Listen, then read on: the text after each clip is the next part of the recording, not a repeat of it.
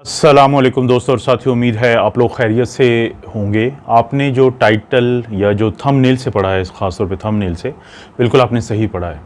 कि ये ईद उल अज़हा जो है उससे पहले एक खुशखबरी है उन लोगों के लिए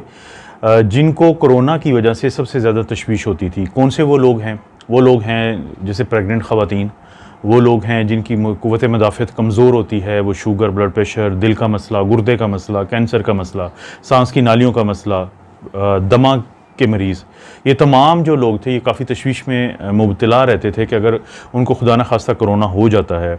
तो उस सूरत में फिर उनके हालात ख़राबी की तरफ ज़्यादा जाने के चांसेस होते हैं। यही वो चीज़ है जो मैं और मेरे जैसे बहुत सारे डॉक्टर्स आप लोगों को बार बार समझाते रहते थे, या एक किस्म का आप कह सकते हैं डराते रहते थे। तो अगर इन लोगों को ये खुशखबरी बता दी जाए कि एक ऐसा टीका जो 500 मिलीग्राम का है और काफ़ी हद तक महफूज है और उसको 30 से 40 मिनट के अंदर इन्फ्यूज़ कर दिया जाए। इन्फ्यूजन में और बोलस में क्या फ़र्क होता है दोस्तों? बोलस होता है कि आपको एक टीका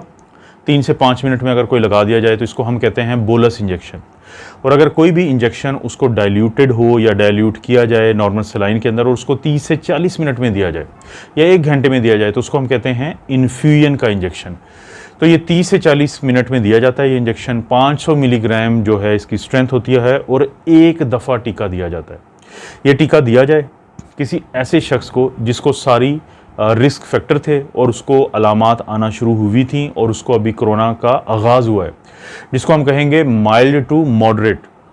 यानी अभी ऑक्सीजन की ज़रूरत नहीं पड़ी है, 94 से नीचे सैचुरेशन नहीं गई है, अभी हॉस्पिटलाइजेशन या आईसीयू की ज़रूरत नहीं पड़ी है। और उस सूरत में अगर ये टीका उन दिनों में जो आम तौर पे जो मरीज़ की हालत होती है इसमें पहले 5 दिन यानी माइल्ड टू मॉडरेट में और रिस्क फैक्टर के साथ, चाहे वो प्रेग्नेंट ख़वातीन हों या 12 साल की उम्र से ज़ायद के जो भी यानी कि लोग हों, उनको अगर ये इंजेक्शन लगा दिया जाए और उनमें से 100% को ये इंजेक्शन लगने के बाद उनकी डेथ से बचत हो जाए, यानी मौत से बचत हो जाए कोरोना के हाथों, और इसी तरह 99% यानी आईसीयू में दाखिले से उनको बचत हो जाए, और कम से कम 97% जो है वो 14 दिन के अंदर अंदर उनकी रिकवरी हो जाए, तो उस इंजेक्शन की मैं आज ये खुशी की जो मैं बात कर रहा हूँ कि उस इंजेक्शन का जो नाम है वो है जो सोत्रोविमैब। जो सोत्रोविमैब है, ये मैब जहाँ पे भी आपको नज़र आए, MAB, किसी भी दवाई के एंड पे, किसी इंजेक्शन के एंड पे, तो अमूमी तौर पे इसको कहा जाता है मोनोक्लोनल एंटीबॉडीज़। यानी जो सोत्रोविमैब है एक ऐसा टीका है, एक ऐसी मोनोक्लोनल एंटीबॉडी है जिसको इस्तेमाल किया गया है यूनाइटेड अरब एमिरेट्स में 6175 मरीज़ों में, और इसको इस्तेमाल किया गया 30 जून से लेके 13 जुलाई तक, यानी 2 हफ्ते के अंदर अंदर इतने मरीज़ों की तादाद में ये टीका दिया गया जो कि सिंगल डोज होता है, और 100% मरीज़ों की जान बची कोरोना के हाथों। इस दवाई की वजह से 99% आईसीयू में दाखिले से बचे और 97% जो है उनकी रिकवरी हो गई 2 हफ्ते के अंदर अंदर ये इंजेक्शन लगने के बाद। ये जो सोत्रोविमैब है ये दोस्तों बहुत ही एक इम्पॉर्टेंट और बड़ी अच्छी खबर समझी जा रही है मेडिकल की फील्ड में। एक बहुत बड़ा इलाज समझा जा रहा है ये एंटीवायरल इलाज। यानी अगर इससे पहले हमने देखा था कि चाहे वो रेमडेसिविर हो, चाहे डेक्सामेथासोन हो, बाकी भी दवाइयाँ हों, उन पे खुशी का इजहार किया गया, लेकिन डेक्सामेथासोन जैसे कि सीरियस मरीज़ों को लगता है, इसी तरह से टोसिलिजुमैब सीरियस मरीज़ों को लगता है, लेकिन ये जो सोत्रोविमैब का टीका है ये इंजेक्शन लगता है इब्तदा में ही, बीमारी की इब्तदा में ही, लेकिन सिर्फ उन लोगों को लगाना चाहिए कि जिनके अंदर वो रिस्क फैक्टर हों जिसमें डर हो कि इनकी हालत ख़राब हो सकती है, और हालत ख़राब होने से पहले लगाया जाए। यानी ये ना हो कि किसी कोई वेंटिलेटर पे चला गया है, किसी को ऑक्सीजन ज़्यादा मिकदार में देना शुरू कर दी है डॉक्टर्स ने, उस वक़्त ये टीका देने का फ़ायदा नहीं होगा। ये जो एंटीबॉडीज़ क्या होती हैं और मोनोक्लोनल एंटीबॉडीज़ क्या होती हैं? एंटीबॉडीज़ का तो अभी तक सब दोस्तों को पता है कि वो प्रोटीन जो हमारा जिस्म तैयार करता है उन एंटीजन्स के ख़िलाफ़, जो एंटीजन्स हिस्सा होती हैं कोरोना वायरस का, तो उनके ख़िलाफ़ जो हमारा जिस्म तैयार करता है उसे कहते हैं एंटीबॉडीज़। अब एक और कमाल की बात है जो सुन के आप लोग बहुत खुश होंगे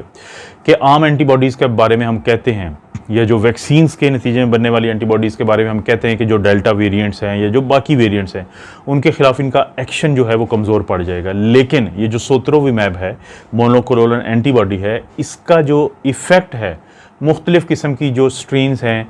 बशमूल डेल्टा वेरिएंट के, तो उनके ख़िलाफ़ भी ये मौसर ही है, इसमें कोई फ़र्क नहीं आएगा इसकी तासीर में, इसके इफ़ेक्टिवनेस होने में। उसकी वजह ये है कि ये जो मोनोक्लोनल यानी एक क्लोन से एक जो सेल्स हैं वहाँ से बनाई जाती हैं, उनको ये लेबॉर्ट्री में तैयार करदा पेट्री डिश में तैयार करदा ये एंटीबॉडीज़ हैं, लेकिन इनका जो मंबा है, इनका जो सोर्स है वो इंसान ही है। 2003 में आने वाली SARS-CoV-1 जिसको हम कहते हैं या सार्स के नाम से याद करते हैं, तो उसके एक मरीज़ के अंदर मौजूद एंटीबॉडीज़ को 2013 में निकाला गया और वहाँ से इनको डेवलप किया गया, यानी एक से ज़्यादा बनाई गई, जिसे हम कहते हैं एक ही क्लोन से आगे मोनोक्लोनल एंटीबॉडीज़। और इनकी एक और ख़ुसूसियत क्या होती है मोनोक्लोनल एंटीबॉडीज़ की, कि ये वायरस या बैक्टीरिया, और इस मिसाल में जो सोत्रोविमैब की मिसाल में वायरस की जो स्पाइक प्रोटीन होती है उसके किसी एक मखसूस हिस्से जिसको हम एपिटोप कहते हैं, तो उसको ये टारगेट करता है। तो इन्होंने जिन्होंने ये सोत्रोविमैब तैयार की थी, उन्होंने इस तरीके से ये तैयार की है, एक ऐसा एपिटोप सिलेक्ट किया है कि जो कि बहुत ज़्यादा, जिसमें तब्दीली नहीं आती वेरिएशन की शक्ल में, जो हमारे सामने मुख्तलिफ़ किस्म के वेरिएंट्स आते हैं। तो इसीलिए डेल्टा वेरिएंट हो, ब्राज़ील का वेरिएंट हो, साउथ अफ्रीका का वेरिएंट हो, तो इन सब के ख़िलाफ़, और बशमूल जो चाइनीज़ वेरिएंट था जिसको वाइल्ड टाइप कहते हैं, या बाद में जो D614G कहते हैं, या अल्फ़ा जो है B.1.1.7 कहते हैं, तो इन तमाम के ख़िलाफ़ इसकी जो इफ़ेक्टिवनेस है या इसका जो कारआमद होना है वो साबित है। मई के महीने के जो आखिरी 10 दिन हैं, उन 10 दिनों में ये यूरोप में, 26 मई को अमेरिका में और 29 मई को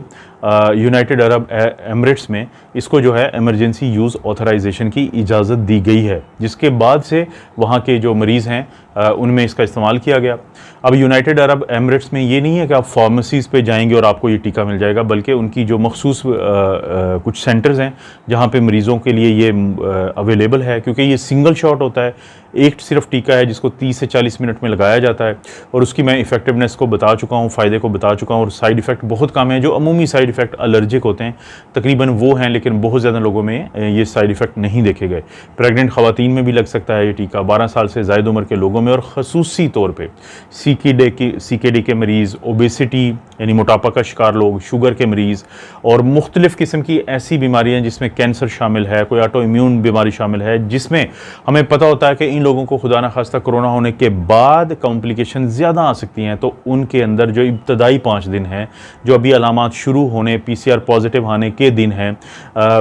जिसमें हमें पता है कि अभी माइल्ड या मॉडरेट है, तो ये टीका बहुत ज़्यादा इफ़ेक्टिव है। तो इसका जो नाम मैंने आपको बता दिया है कि सोत्रोविमैब है, और मैब का मोनोक्लोनल एंटीबॉडी। दोस्तों ये थी एक अच्छी अपडेट। इस तरह की मज़ीद कोई भी अच्छी अपडेट हुई तो मैं आप दोस्तों से ज़रूर शेयर करूँगा। आप अपना और अपनी फैमिली का ख्याल रखें। अल्लाह ताला आपको और आपकी फैमिली को हर किस्म की बुराई, बीमारी और आजमाइश से महफूज रखे।